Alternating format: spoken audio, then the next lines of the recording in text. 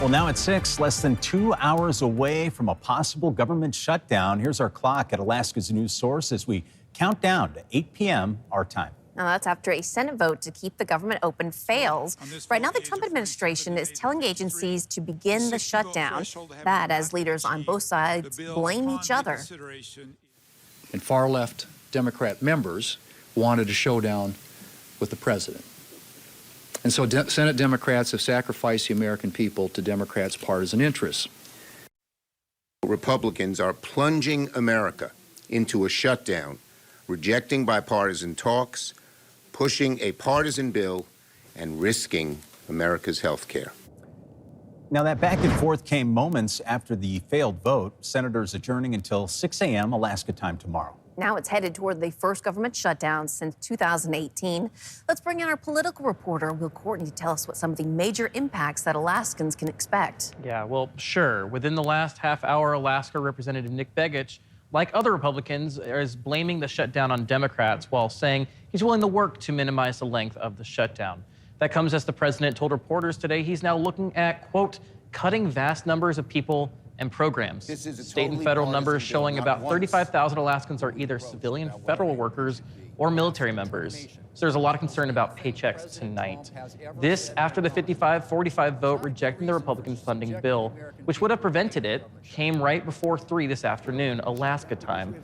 Democrats insisting Affordable Care Act credits could not wait because of open enrollment, while Republicans said there was time if they voted yes to deal with that. Now, Alaska essential workers like TSA agents and air traffic controllers work without pay. Others are going to be furloughed. Alaska Native groups face uncertainty, as do nonprofits who employ 50,000 Alaskans, and federal funding could indirectly impact the private sector because of contractors and consultants. All in the meantime, the administration says Social Security checks are expected to continue. And Will, Senator Murkowski changed her vote today. Now she's saying to move forward, some of the money that's been cut from public media and healthcare tax credits should be brought back. Yeah, that's what Murkowski said after she changed her vote to align with other Republicans today, saying time had run out. While we have not heard alternatives from Senator Sullivan tonight, Senator Murkowski has now gone back to, again, calling for previous changes as a path forward to working with Democrats. I wanted to move the conversation to a place where, again, it's not a huge Christmas list of asks like the Democratic leadership was, but it was more a pragmatic approach than what the House version was, because the House version wasn't going to get the requisite number of Democrats in order to become law. We did this 13 times during the Biden administration's 4 years when we were in the minority. They always passed with Republican support. So I think you just need leadership to say, hey, we want to keep the government open, extend it on a nonpartisan basis. So Democrats continue to put this on Republicans, saying Congress must act on expiring health credits now. We see some of that language in Murkowski's proposal. Republicans like Sullivan have said there is still time to deal with that if Democrats vote to immediately reopen the government. We're going to continue watching this throughout the night. Will Courtney, Alaska's news source. And turning to weather, September is showing off in its final days. But October, it's tomorrow. And Chief Meteorologist Melissa Fry joining us with the forecast as we wrap up the month. Yeah, we are seeing a pretty nice end to September. We've seen a lot of sunshine, those temperatures slowly creeping back up. But we do have some changes to talk about as the next storm system is on the way. Beautiful blue sky across much of the state right now. We've got 50s in Anchorage, Palmer, and Ketchikan. A little cooler through the interior, but you've got the sunshine there in Fairbanks at 37 degrees. Out west, Nome, Bethel seeing the rain tonight. That storm system pushing east, wet and windy for the west coast tonight. We'll see that rain showing up in the Susitna Valley early tomorrow morning and then spreading south and east across south central as we move through the second half of the day on Wednesday. So increasing clouds overnight that will keep temperatures up a bit overnight, only dropping to the upper 30s tonight in Anchorage. And then tomorrow, showers in the morning, heavier rain in the evening with high temperatures in the low 50s. Looking to the interior, mostly cloudy, but that precipitation should hold off until late in the day. Mid 40s for you. Sunshine holds in Juneau, and we'll see those rain showers lingering in Bethel with temperatures in the mid 40s. We might be getting some rain, but we're also getting some warmer air moving in. I'll have a look at that detailed extended forecast next. All right, we'll check back in a little bit. Thank you, Melissa. A Wasilla couple in custody facing charges in relation to the death of a 4-year-old girl who was in their care. Lauren Maxwell was in the Valley today and has more details on this disturbing case.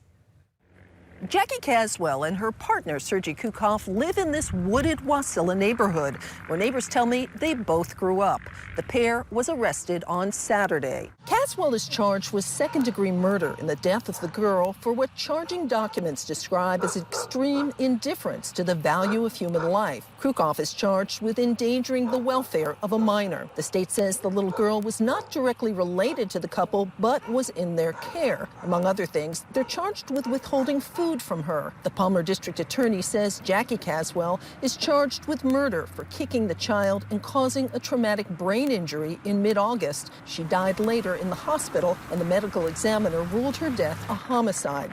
The state says there's a witness to the assault. Now, I spoke with a neighbor who said she's known the couple for a long time. She was surprised by the charges. She also told me she'd seen the little girl within the last several months, and she seemed okay. I reached out to Caswell's attorney, who told me his client is looking forward to fighting the charges in court. Lauren Maxwell, Alaska's news source. And with Election Day a week away in Fairbanks, we're hearing from candidates in all the contested races as they make their final pitch to voters. Today, we focus on those running for seat D on the school board. All right, incumbent Melissa Burnett says she hopes to lower class sizes and increase student choice in schools. During her first term, she prioritized improved decorum on the school board, she said. Meantime, Naomi Hewitt says she's running for transparency, accountability, and opportunity. She wants pre-K to be universal through the district, and she says she understands how to handle multi-million-dollar budgets. Here's a little bit of what each candidate had to say.